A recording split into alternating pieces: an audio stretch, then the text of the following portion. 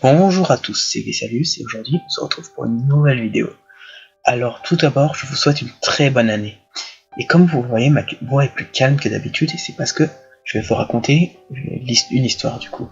Je vais commencer le premier épisode de Raconte-moi une aventure avec un petit scénario que j'ai inventé. Ça va être un scénario de test du coup. Et j'ai l'impression que je vais pas parler assez fort là. Du coup je vais monter un peu la voix. Et donc, alors, il y a très longtemps, dans un royaume, un roi donna naissance à deux jumeaux. Pour quand ils seront adultes, il sépara son royaume en deux. Arrivés enfin à l'âge adulte et à la mort de leur père, les enfants partagèrent le royaume. Chacun était différent et était très doué dans ce qu'il était. Le premier était un grand athlète, il était plus fort que n'importe qui dans son monde. Son frère, quant à lui, était un grand mage, un maître des arcanes et un génie stratégique. Pourtant, un jour, une dispute éclata entre ces deux frères si unis. Ils se disputèrent pour l'amour d'une femme. Le premier, le frère qui avait hérité du don de la magie et de l'intelligence, laissa cette femme à son frère. Il ne pouvait pas se résoudre à affronter son propre frère. Pourtant, quelques jours après le mariage, leur amour a de moururent, et chacun s'enferma dans une sorte de mélancolie sinistre. Le frère le plus fort commença à s'entraîner encore et encore. Il devint si monstrueusement fort que tout le royaume tremblait devant sa puissance.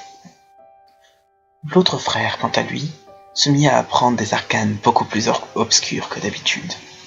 Il acheta des vieux livres de magie noire. Il était bouleversé comme son frère. Et pourtant, ils continuèrent à gérer leur royaume chacun de leur côté, jusqu'à ce qu'un royaume ennemi déclare une attaque. Cette attaque fut leur dernière erreur, car en une fraction de seconde, leurs pays furent détruits par un mélange d'arcanes et de puissance brute. Ainsi, le frère le plus intelligent décida qu'il ne pouvait pas rester dans ce monde, et il plongea d'abord son frère dans un sommeil magique, qui ne pourrait être libéré il ne pourrait être libéré que par lui-même. Quant à lui, il s'enferma également dans un sommeil magique. Il était prévu qu'il se réveille bien plus tard, quand le monde aurait enfin oublié qui ils étaient et qui ils ont été.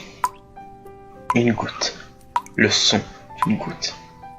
Une deuxième, un son répétitif, venant s'immiscer dans un sommeil profond. Un sommeil sans rêve et éternel. Une goutte puis une deuxième, et ainsi de suite. Puis, une lumière, un peu trop intense peut-être. Il était pourtant sûr de s'être endormi dans une grotte. Alors, pourquoi cette lumière ? Ses yeux s'ouvrent doucement. Et, à son réveil, une personne, il tenait un flambeau. C'était là que venait la lumière.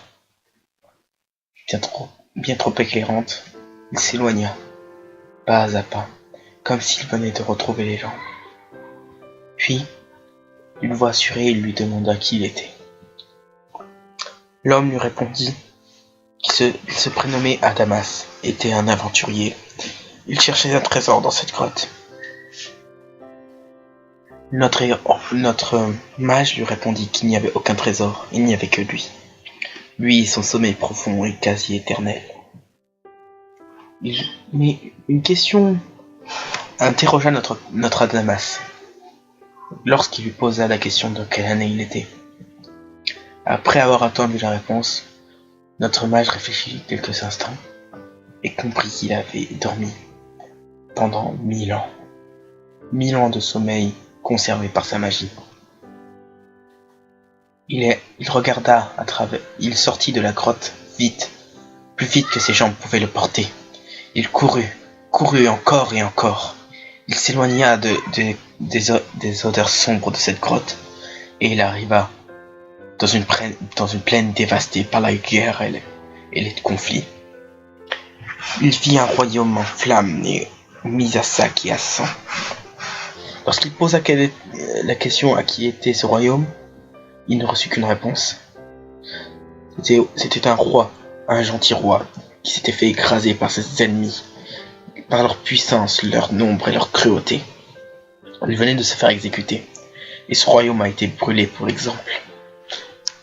Alors, notre héros, en était écœuré. Il décida d'arranger tout ce qui avait mal tourné dans ce monde. Et pour cela, il lui fallait réveiller son frère. Et ainsi commença sa longue quête, car son frère l'avait protégé par des nombreux sorts, que même lui ne pouvait désactiver qu'en vaincant les gardiens. Ces gardiens d'artefacts qu'il avait placés judicieusement.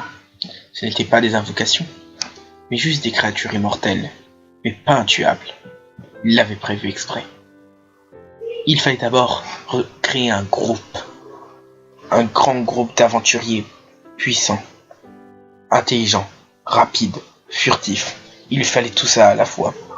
Il demanda à Adamas quelles étaient ses particularités. Adamas lui répondit qu'il était très discret. Il était comme une ombre, disait-il. En tout cas, il allait bien voir, car c'est ainsi que commençait l'incroyable périple pour retransformer ce monde dévasté par cette guerre et ces conflits éternels. Bien, j'espère que vous avez apprécié cette vidéo. Alors, si vous avez apprécié, laissez un commentaire, mettez un pouce bleu, et puis abonnez-vous, ça me ferait toujours plaisir. J'espère que cet épisode vous aura plu, et n'hésitez pas à me le dire en commentaire, si vous voulez un épisode 2. Le scénario est prêt, lui. Il n'attend plus que vous.